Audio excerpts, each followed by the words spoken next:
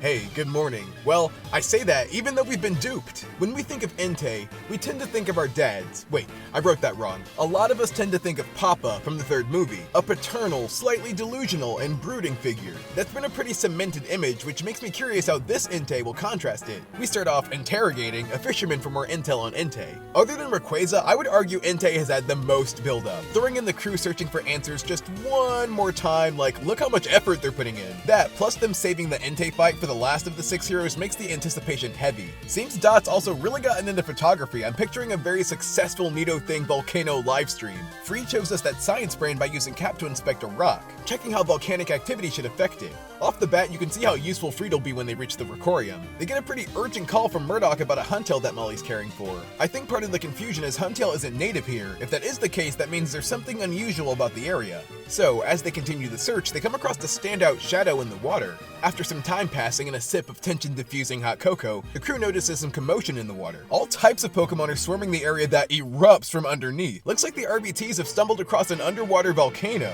Supposedly, there are millions of submarine volcanoes, and if an Entei's born each time a new volcano is, well, that's a lot of Entei's. This was a complete spectacle of an entrance. I'd say it even tops Rayquaza descending from the skies goddishly. Part of why this episode looks so good is you've got some pretty well-known animators like Yuhei Takaboshi, who worked on episodes like Journeys 46. Shows just how determined the group is to embark on this in the middle of the night, likely not operating at full speed. Unlike the swift entrance of the volcano Pokemon itself. Still wondering this Entei's personality, I noticed Pagogo, who seems to be in awe. Maybe it's the choir in the background. Roy yells out to get its attention, and Entei fiercely returns the call. Liko, donning Lucius's belt, reaches out to it, but this Entei would rather brawl than banter. From how detached it seems, curious how much this Entei understands their connection to Lucius, to the extent that Rayquaza and Terapagos did. Dot feels the pressure of her Quaxwell being a star player with a type advantage, though Mons of the same type can bring out the best in each other, like Moltres leading to Talonflame's evolution. Sometimes they just bring out pettiness. Then there's Florigato.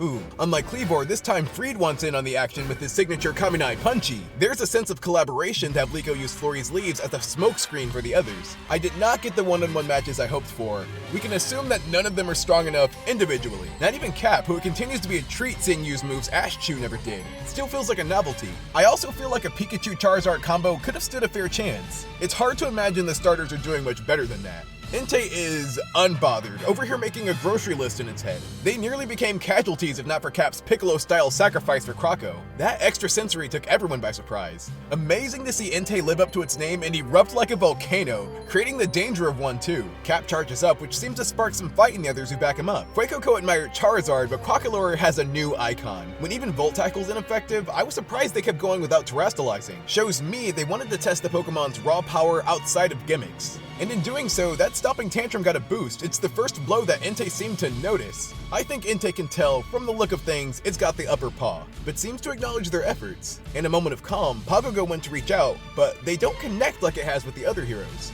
In fact, the other heroes can't even be bothered to greet it. Not only that, but Entei's focus is elsewhere, and to my surprise, Raikou dropped like a lightning bolt. Even Suicune appeared in the flash of an aurora. WoW is Jodoing. This marks the first time we've seen all the beasts gathered together in the anime. Look at Horizon still finding ways to be novel. Man, the issue with the legendary beasts is they are all so good. I'm always torn between Entei and Raikou. I mean, a saber-toothed tiger, come on, but Entei hits me in the nostalgia. But then Suicune's there all majestic. Seeing how they fought against Entei, this doesn't even feel like an option. And it wasn't, since they all dipped right after. Of course there's some disappointment things didn't go as planned, but it would be hard not to still feel thrilled after that spectacle. One of the sweet aspects of an adventure series is discovering phenomena like this. Raikou and Suicune weren't even the biggest cameos. We take a turn to Exceed, where we catch up with Amicio, who's very respectfully trying to gather some info from President Crave on Ricorium, although being disowned by Gibeon makes it an unfruitful effort.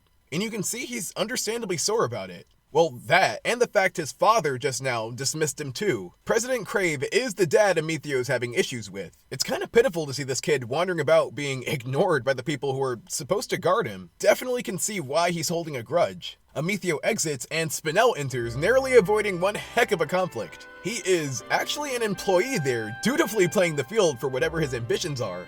Suddenly, the crew gets a call from Briar who lets them know there's been another Entei sighting near Area 0. But this one looks a bit different. Guess the gouging fire theory has been revived, which feels conflicting since Ristel's flashback showed a normal Entei. Best guessed is Ristel only described it to the gang by hearsay. They could have just imagined it as a regular Entei since they've yet to see a Paradox Pokemon. Gouging fire could still be Lucius's. I could also only imagine that other Entei's confusion. Although this isn't technically a rematch, it is a way for the crew to get some necessary training in before their next stop, Area 0. Can't believe Horizons baited us in such a skillful way. For being an Entei unrelated to Lucius, the fight still felt high stakes. This delay all adds to the feeling of suspense towards Entei that's been brewing for months. Now Horizons can bring that home while showing off Paradox Pokemon as well. Much of this episode's appeal came from just how grand it felt. Entire environment changes that make a legendary feel just that. Then we even get more background on the plight Amethio is having, which seems to lead towards his path as a lone agent. So, for all this episode offers, I would just narrowly give it an A.